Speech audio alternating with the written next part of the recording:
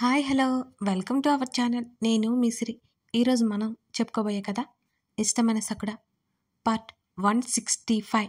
కథలోకి వెళ్ళే ముందు లైక్ చేయడం మర్చిపోకండి ఫ్రెండ్స్. హాయ్ గగన్ చిరునవ్వుతో పలకరిస్తున్న మేఘన్ని చూసి క్షణకాలం ఆశ్చర్యపోయినా ఆమె నవ్వుకి బదులు ఇవ్వకుండా అతను ఉండలేకపోయాడు. గగన్ కాస్త పెదవులు సాగదీగానే మేఘనకు చాలా తృప్తిగా అనిపించింది. ఈరోజు లంచ్ నేను ప్రిపేర్ చేస్తాను, నువ్వేమంటావు గగన్? ఆమె అదే చిరునవ్వుతో మాట్లాడుతుంటే అతను తలాడించాడు. తప్పితే ఏం మాట్లాడలేదు. అవును, రోజు మీకు ఫుడ్ ఎలా అంటూ హర్ష వైపు చూసింది మేఘన. గగన్ కాస్త నిట్టూరుస్తూ సోఫాలో వాలి కూర్చున్నాడు, ఏదో ఆలోచిస్తున్నట్టుగా. మెయిడ్ ఉంది కదా అని నవ్వాడు హర్ష. అనుకున్నాను. ఇదే విషయం వేదకు చెప్తే అస్సలు ఊరుకోదు. మెయిడ్కి అంత ఇవ్వలేం, దానికి బదులు మనమే వంట చేసుకోవచ్చు అంటుంది. కానీ దానికి వంట సరిగ్గా రాదు. మేఘన నిట్టూర్చింది. అందరి మీద అరవడం తప్ప ఏది సరిగ్గా రాదు అన్నాడు హర్ష. విన్నదంటే చంపేస్తుంది హర్ష అన్నది మేఘన. అందులో డౌట్ లేదు అసలు. పొరపాటున నోరు జారినా ఏమైనా అన్నామా రాక్షసిలా మీద పడుతుంది అని గుండెల మీద చేయి వేసుకున్నాడు హర్ష. అతను మాట్లాడిన విధానానికి గగన్కి కూడా నవ్వొచ్చింది. ఎందుకో అతనికి బాగా అనిపిస్తున్నట్టు హర్ష ఫ్యూచర్ వేదనే అని. ఆలోచన వచ్చిన వెంటనే దాన్ని తీసేస్తుంటాడు గగన్. వాళ్ళ మాటల్లో వాళ్ళు ఉండగానే వేద కాల్ చేసింది. మేఘా, ఏడుపు గొంతుతో పిలిచింది వేద. ఏంటి మేడం, ఎప్పుడు చేశారు? మేఘన అడిగింది. ఆ మాటలు మిగతా ఇద్దరు కూడా వింటున్నారు. నేను లంచ్ బాక్స్ మర్చిపోయానే, అలాగే వచ్చేసా. క్యాంటీన్లో బండ్లు తినాలి, అదే ఏడుపు గొంతుతో సాగదీస్తూ చెప్పింది మేఘన. అయ్యో అవునా, అప్పటికే నేను చెప్తున్నాను, హడావుడిగా వెళ్ళిపోయావు. మేఘన కసిరింది. ఏం చేయను, దరిద్రం నెత్తి మీద డ్యాన్స్ వేస్తుంది. ఇవాళ మెనూలో ఆ బండ్లు బర్గర్లు తప్ప ఏం లేవే, అట్లీస్ట్ బిర్యానీ కూడా లేదు. ఆమె చెప్పే విధానానికి నవ్వొచ్చింది హర్షకి. మేఘన నుంచి ఫోన్ లాక్కున్నాడు హర్ష.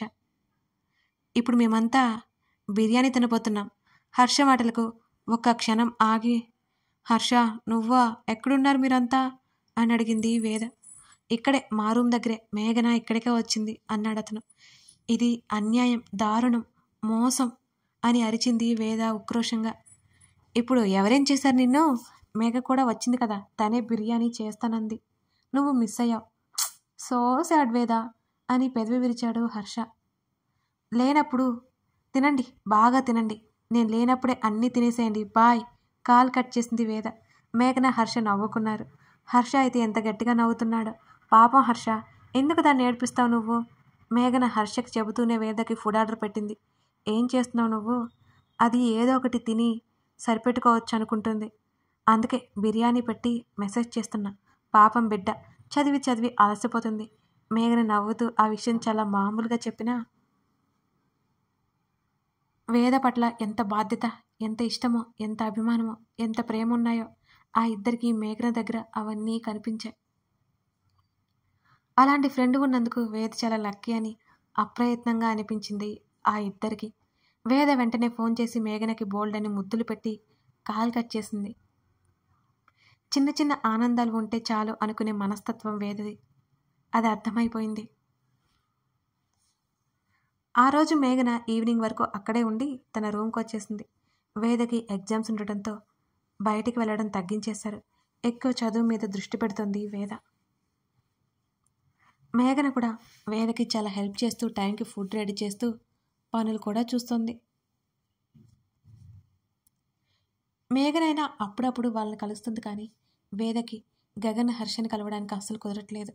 చూస్తుండగానే వాళ్ళ స్నేహం మొదలైపోయి ఓ వర్షం కూడా దాటిపోయింది. హర్ష ఇండియా వెళ్ళడానికి అవ్వలేదు.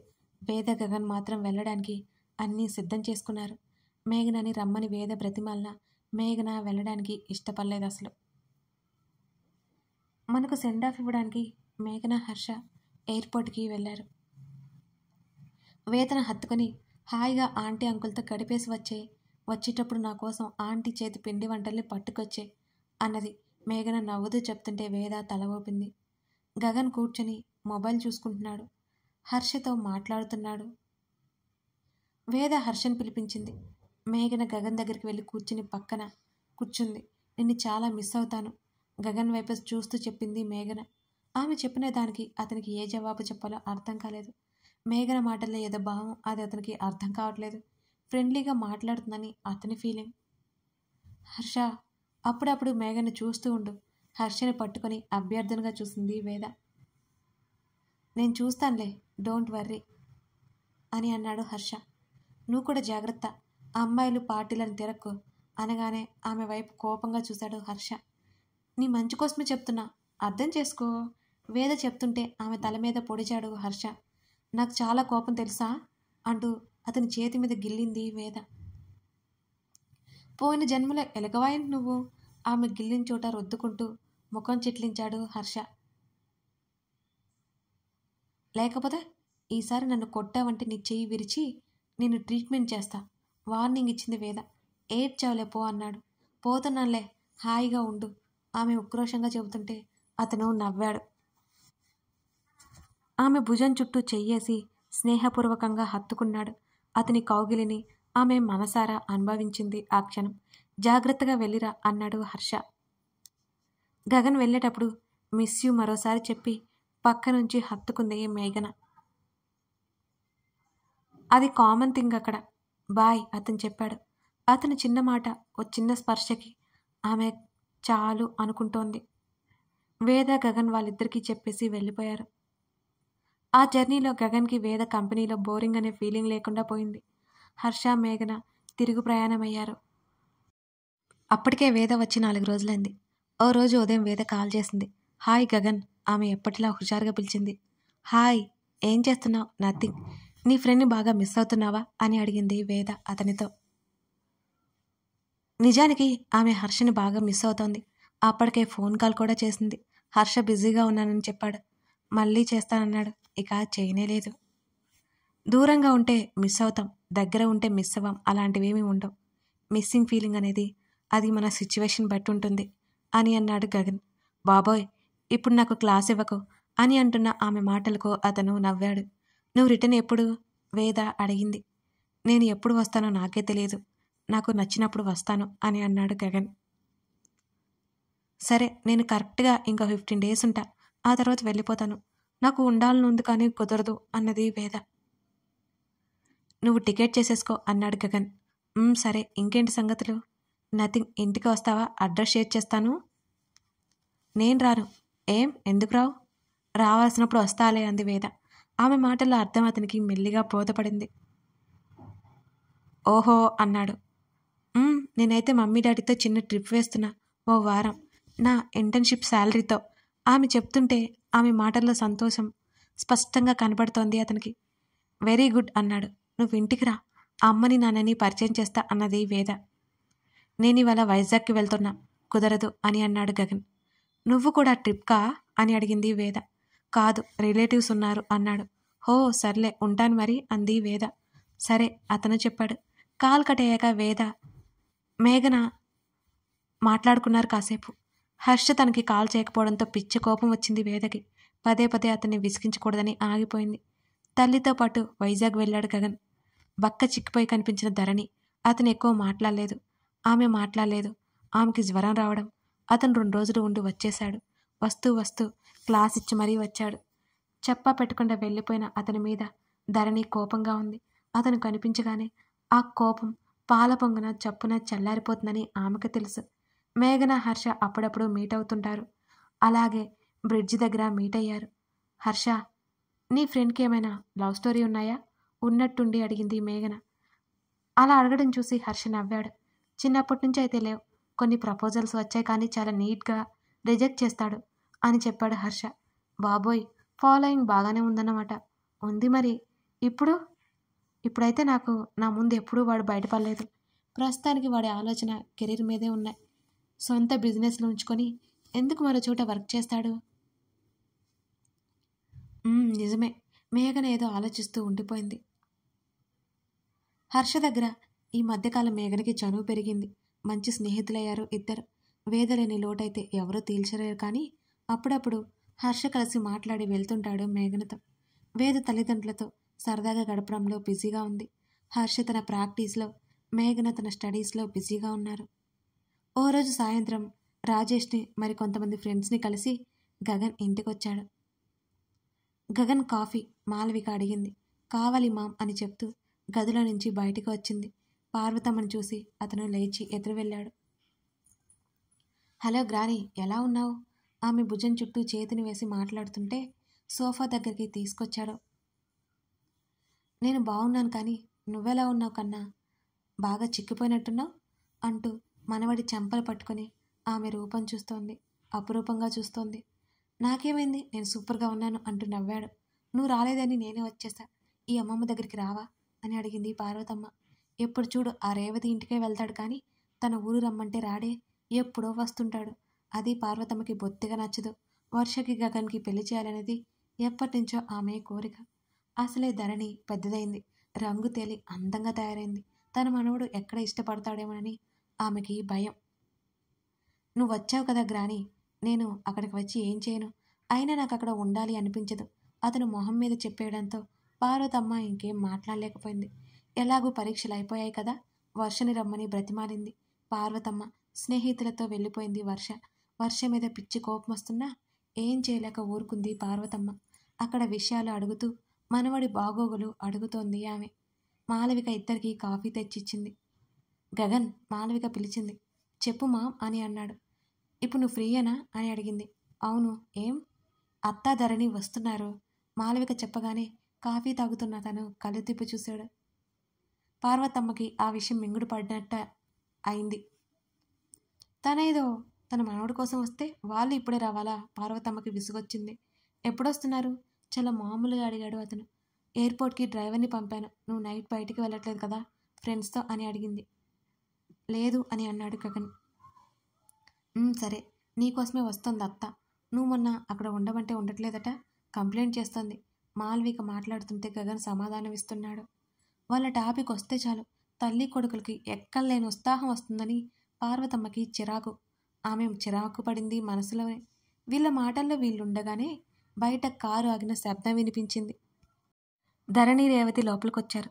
ధరణికి అక్కడికి రావడం సంతోషంగానే ఉన్నా అక్కడ పార్వతమ్మని చూడగానే ఆమె ముఖం వెలవెలాపోయింది.